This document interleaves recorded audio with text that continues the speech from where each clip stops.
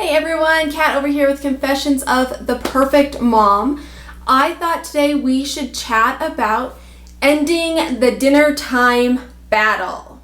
Oh my goodness, does anyone else deal with this?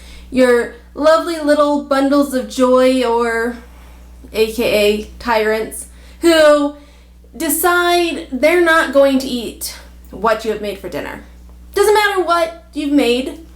Doesn't matter if they loved this meal yesterday, so you made it again today, so you wouldn't have to fight over dinner, and they suddenly hate it today. So let's talk about how you go about ending these sort of battles. So before we get into that, make sure you are subscribing to my channel. That way you don't miss any more parenting tips, tricks, advice. We're going to have stuff on there about recipes. We're going to have some product reviews coming up, which are really great products. So make sure that you are subscribing. I'll give you a moment to do that. Okay, now that you are all subscribed, let's go ahead and jump right into this. What are we talking about when we talk about dinner time battle? That is when your toddler, your school-age children, your preteen, or your teenager decides they're not going to eat their dinner. Okay, this seems to be a very common battle in most households. And it doesn't really matter what you're serving. At some point, your lovely children are going to decide not to eat it.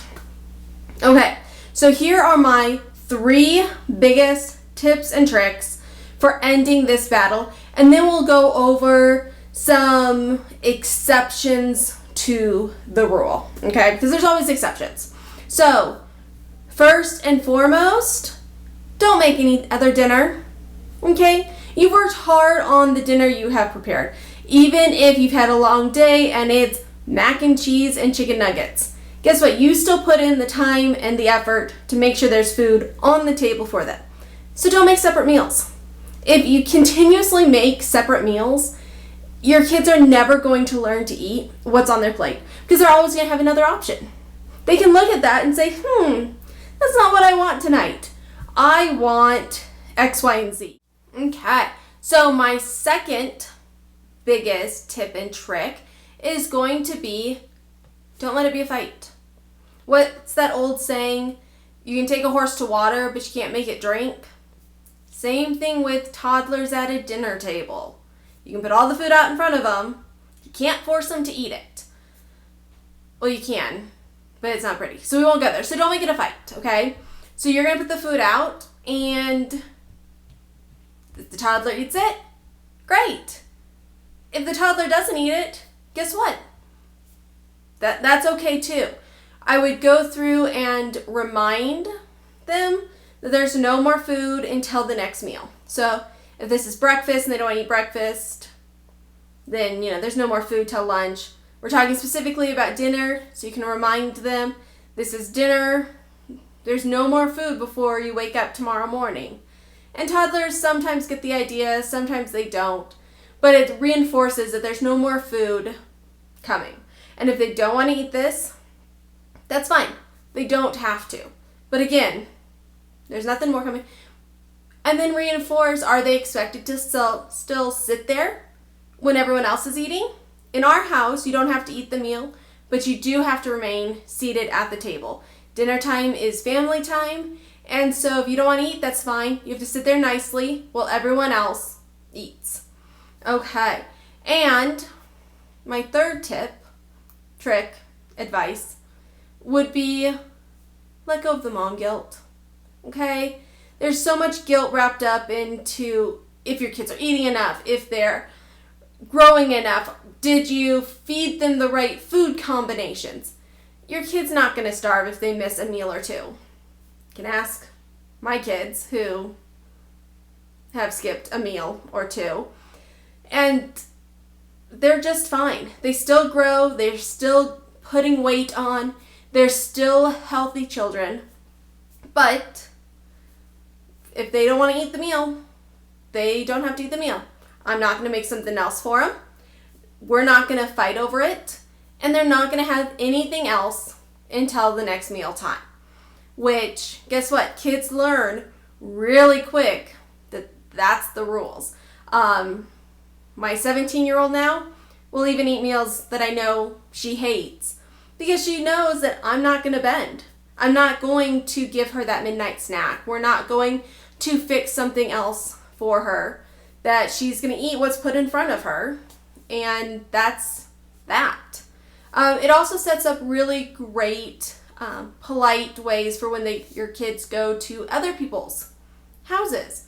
I always get complimented when my kids go to someone else's house because they know the rules are you eat what's in front of you or you don't eat. And so they always eat what is put in front of them. They may not eat a whole lot of it, a bite or two. But again, we're not fighting over it, so a bite or two, that's okay. So by implementing some of these rules, some of these strategies into it, your kids will learn to eat what you've set out in front of them. I know toddlers are notorious for going on, hunger strikes. But again, they will understand what is expected of them, and they will understand what is needing to happen at dinner time. But just like every rule, there are exceptions. Okay, so first exception is going to be realistic. Not everyone likes every meal. You don't like every single food item. It would be unrealistic for you to expect a toddler to your teenagers to like and enjoy every single thing you put in front of them. Okay? So if you've given it to them, 100 times and 100 times they have chosen not to eat it, that's okay. We all have taste preferences. So then the second exception, if I can speak, is going to be flexible. So in our house, my toddler will not eat pasta. It doesn't matter how pasta is served. It doesn't matter if it's spaghetti or Alfredo or in a casserole or as mac and cheese. If it has pasta, he's not going to eat it. So I know, okay, on pasta nights, I'm just going to give him a PB&J. It's not exciting. It's not fun. It's certainly not his favorite thing. So he gets a little bit of whatever pasta dish I have served and a PB&J. 9 out of 10 times, he doesn't even touch the pasta.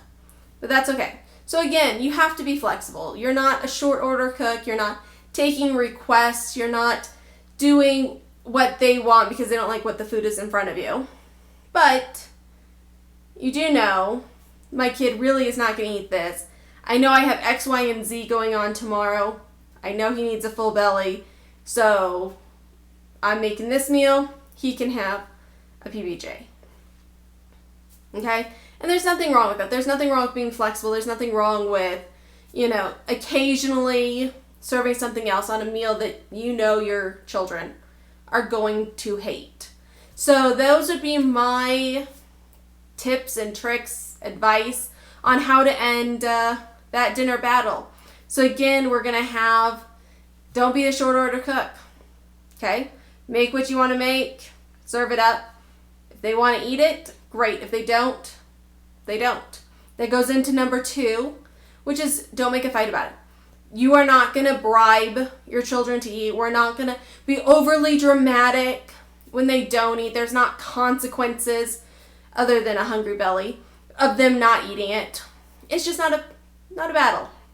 Okay? And that third one again was let go of that mom guilt. Don't feel bad. Don't feel guilty if your child is choosing not to eat the meal. Guess what? They'll eat a really big breakfast the next morning. So those are my tips and tricks and advice for ending that dinner time battle. I hope this was helpful to you guys. Make sure you subscribe to my channel so you don't miss anything coming forward. And if you really want to know more, you can always visit my blog at confessionsoftheperfectmom.com. Thank you guys very much, and we'll see you next time.